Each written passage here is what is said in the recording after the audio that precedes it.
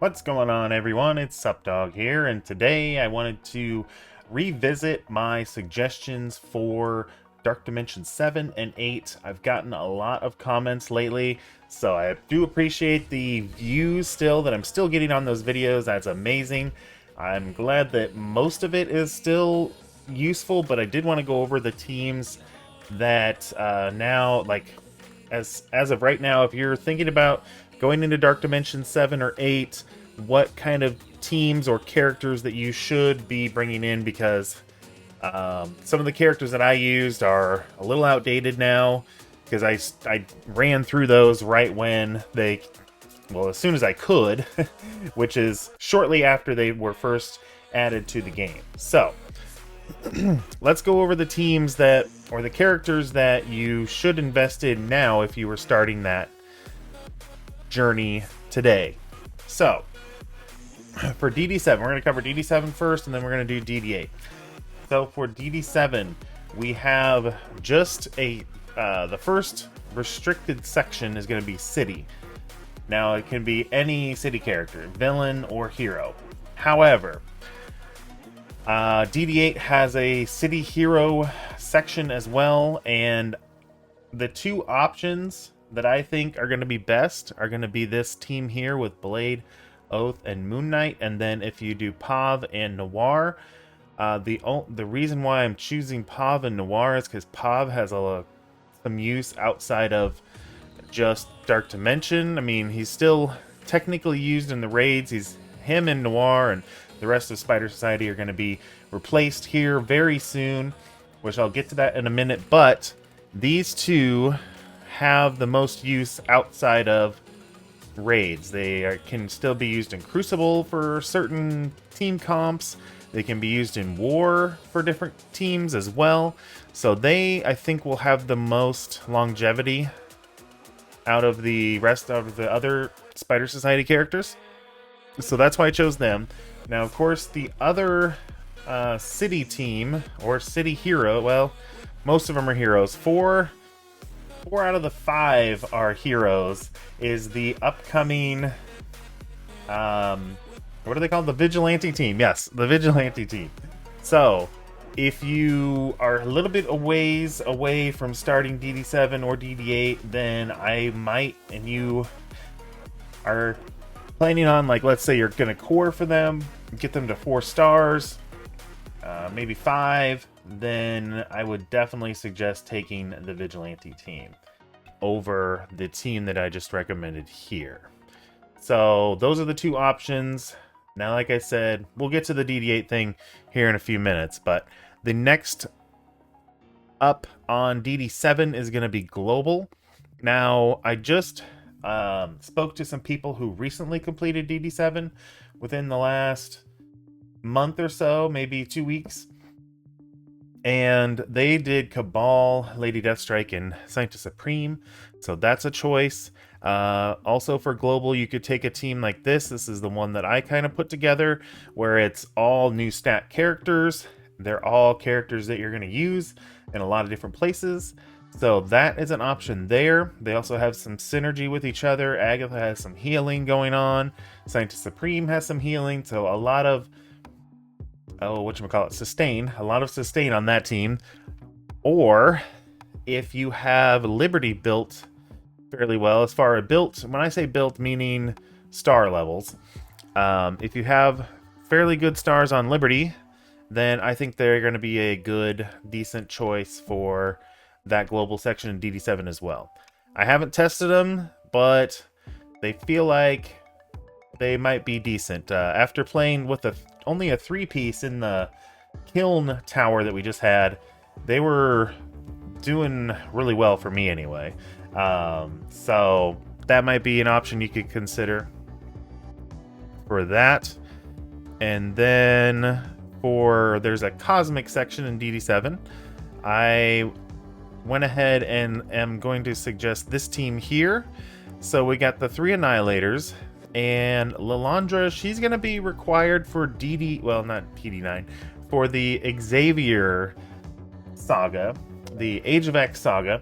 So I figured, well, if she's going to be used for that, you got to build her up anyway. You might as well take her in Cosmic here. So that's my suggestion there. And then Doctor Strange is Cosmic. He's pretty cheap on gear, so and he can revive. So I think he's a natural 5th choice here on this team. Just because if you do go with a team like this, like I suggested, obviously he goes with the other Astral members. That way your Astral team will be super strong. And you can see here in the Legendary section, I'm recommending Shadow King. So that is all... Is that all of them? Oh no.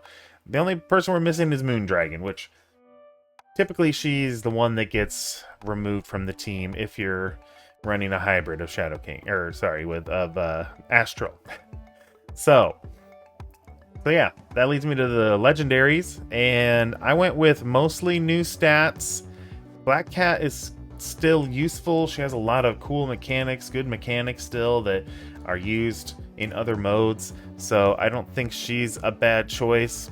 You could drop Black Cat and Invisible Woman here. You could drop them for Doc Ock and Green Goblin. So depends on who you like and what kind of gear you have, things like that. So I was also trying to spread out the gear, especially with like a team like this. Liberty would be kind of rough on all that skill gear. I think they're mostly skill. Well, War Machine's tech, I guess. Falcon might be tech too. Maybe not. Maybe they're not all skill gear, but I know Peggy and Cap Sam, and I think Patriot are. So then in DD7, the last section is the Mythic section. You technically only have to bring 4 characters to Mythic, but the people I was talking to who recently completed it, they did 5 just to make it a little easier, go faster.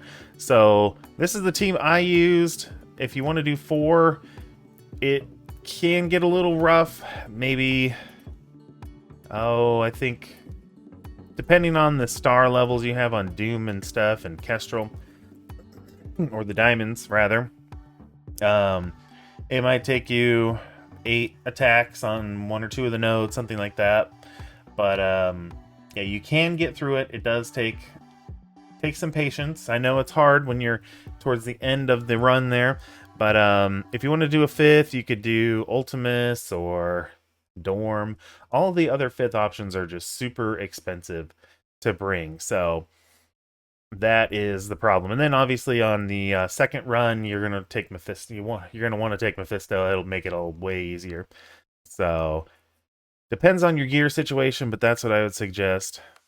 So now for DD8, we're gonna go back to the City Hero option. This is the City Hero option, same kind of team for DD7, and again, the Vigilante team would also be a great option, I think, but just depends on how many stars you get. If you're only getting them at the base unlock, then probably hold off until you get 4 or 5 stars.